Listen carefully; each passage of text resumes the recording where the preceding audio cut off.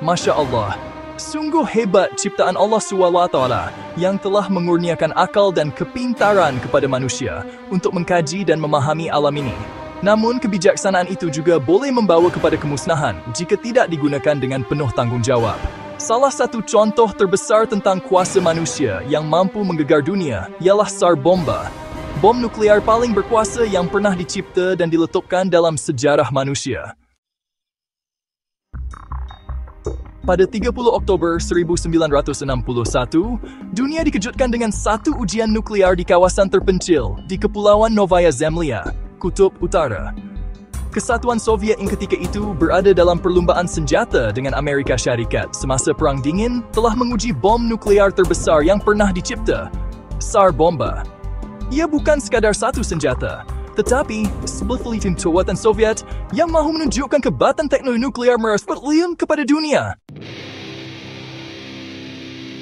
Dengan kekuatan letupan sekitar 50 hingga 57 megaton TNT, SAR bomba menghasilkan kuasa yang tidak terbayangkan. Letupan ini 1.500 kali lebih kuat daripada bom atom yang memusnahkan Hiroshima dan Nagasaki pada akhir Perang Dunia Kedua. Ia menjadi letupan terbesar yang pernah dilakukan oleh manusia, mengatasi sebarang senjata nuklear lain yang pernah diuji. SAR bomba dibangunkan oleh sekumpulan saintis yang diketuai oleh Andrei Sakharov dan Yuri Khariton. Mereka menggunakan reka bentuk bom hidrogen 3 peringkat. Ia menggunakan tindak balas pembelahan di peringkat pertama untuk memampatkan bahan termonuklear pada peringkat kedua. Ini seterusnya mencetuskan letupan termonuklear yang lebih besar di peringkat ketiga. Pada asalnya, bom ini direka untuk menghasilkan letupan sehingga 100 megaton TNT. Namun unsur-unsur uranium-238 yang meningkatkan tahap radiasi dikeluarkan dari reka bentuk, mengurangkan kuasanya kepada 50 megaton. Langkah ini diambil untuk mengurangkan kesan radiasi yang meluas dan sebagai usaha untuk memastikan kapal terbang yang menjatuhkan bom ini mempunyai peluang untuk melarikan diri dengan selamat. Bom ini dibawa oleh pesawat pengebom Tu-95 dan dilepaskan dari ketinggian 34.000 kaki. Untuk memperlahankan kejatuhan bom tersebut dan memberi masa kepada pesawat untuk melarikan diri, ia dilengkapi dengan payung terjun seberat 1.800 pound. Walaupun langkah-langkah ini diambil, risiko untuk anak kapal pesawat terselamat tetap tinggi, dengan anggaran peluang 50-50 untuk berjaya melarikan diri daripada kesan letupan tersebut. Letupan SAR bomba mencipta bola api yang hampir menyentuh pesawat yang menjatuhkannya dengan gelombang kejutannya dirasai sejauh 560 km.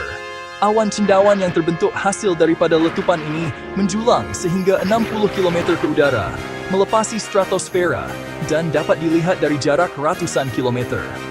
Semua bangunan kayu dan batu bata dalam lingkungan 34 km musnah sepenuhnya. Struktur-struktur yang lebih kukuh, seperti rumah-rumah batu di kawasan lebih jauh, mengalami kerosakan serius. Gelombang kejutannya memecahkan tingkap sejauh Norway dan Finland. Sungguh menakjubkan. Kekuatan letupan SAR bomba ini adalah kira-kira 10 kali ganda daripada keseluruhan kekuatan senjata yang digunakan sepanjang Perang Dunia Kedua. Walaupun letupan itu sangat besar, satu perkara yang mengejutkan ialah tahap radiasi yang dihasilkan tidak setinggi jangkaan. Ini kerana penggunaan perisai plumbum dalam bom tersebut yang mengehadkan jumlah radiasi yang dilepaskan ke atmosfera. Ujian SAR bomba adalah kemuncak kepada perlumbaan senjata nuklear antara Amerika Syarikat dan Kesatuan Soviet. Pada masa itu, kedua-dua kuasa besar berlumba-lumba untuk mencipta senjata yang lebih kuat dan lebih berkesan sebagai cara untuk memastikan kekuatan dan ketahanan dalam menghadapi ancaman antara satu sama lain. Namun SAR bomba sebenarnya lebih merupakan simbol ketakutan dan ugutan daripada senjata praktikal. Bom tersebut terlalu besar dan sukar untuk digunakan dalam peperangan sebenar. Malah, ia dicipta sebagai alat propaganda untuk menunjukkan kepada dunia bahawa Kesatuan Soviet mempunyai kuasa yang boleh memusnahkan seluruh benua sekiranya perlu. Ujian ini juga menandakan satu detik penting dalam usaha perlucutan senjata nuklear. Selepas letupan SAR bomba, tekanan semakin meningkat untuk mengawal pembangunan senjata nuklear yang lebih besar dan lebih berbahaya. Perjanjian antarabangsa seperti Perjanjian Pengharaman Ujian Nuklear, sebahagian pada tahun 1963 mula diperkenalkan sebagai langkah untuk mengehadkan ujian senjata nuklear di atmosfera, bawah tanah dan dalam air. Terdapat beberapa fakta menarik yang mungkin belum diketahui ramai tentang SAR bomba. Gelombang kejutan daripada letupan SAR bomba cukup kuat untuk mengelilingi bumi sebanyak 3 kali. Ini menunjukkan betapa besar kesan letupan tersebut. Walaupun jaraknya ribuan kilometer daripada titik letupan, masih dapat dirasakan gegarannya. Meskipun SAR bomba adalah bom nuklear terbesar dalam sejarah, ia sebenarnya tidak pernah dihasilkan secara bersiri. Satu-satunya bom yang lengkap ini dianggap terlalu besar dan berbahaya untuk digunakan dalam peperangan sebenar. Ketika SAR bomba meletup, cahaya kilatnya begitu terang sehingga dilihat dari jarak lebih dari 1000 km.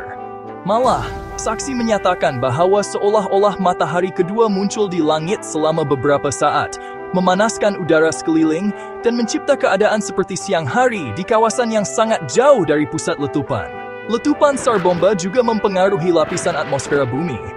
Awan cendawannya yang mencapai ketinggian 60 km bukan sahaja mencipta fenomena luar biasa dalam stratosfera, tetapi juga menyebabkan gegaran di seluruh atmosfera yang dapat diukur oleh alat-alat di seluruh dunia. Allah Akbar. Letupan SAR bomba adalah peringatan yang kuat tentang bagaimana kuasa Allah SWT memberi manusia kemampuan untuk mencipta teknologi yang sangat hebat, tetapi juga betapa berbahayanya jika kuasa ini disalahgunakan.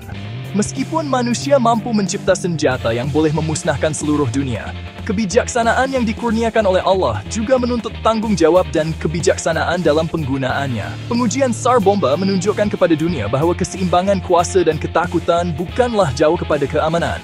Sebaliknya, manusia harus mencari cara untuk hidup harmoni dengan kemajuan teknologi tanpa membahayakan alam sekitar atau manusia itu sendiri.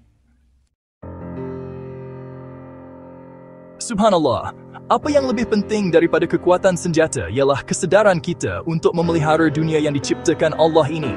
Kita harus belajar daripada sejarah dan mengelakkan diri daripada menggunakan teknologi yang boleh mendatangkan kemusnahan.